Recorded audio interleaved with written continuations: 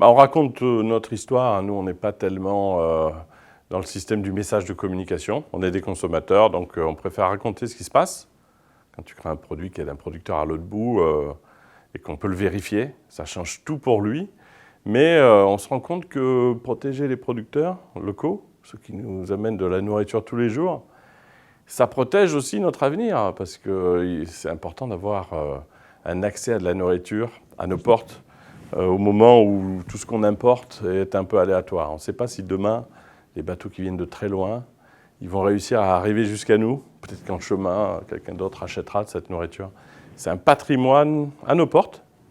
Et on s'est organisé, nous, simples consommateurs, pour faire une marque qui allait protéger. La bienveillance, elle est clé par nature. C'est pas... tout à l'heure, il y avait un représentant... Quand on lui a posé cette question, a dit « je ne sais pas, je ne suis pas capable, enfin, je ne suis pas à même de répondre à cette question.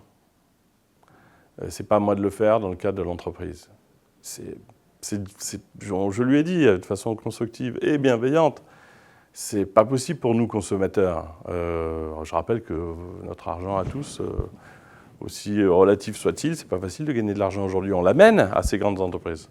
Il faut qu'ils nous parlent là-dessus. Vous faites pourquoi les choses? Vous en faites quoi de notre argent? Il n'y a pas un centime de ces grandes entreprises qui n'est pas issu de nos propres achats.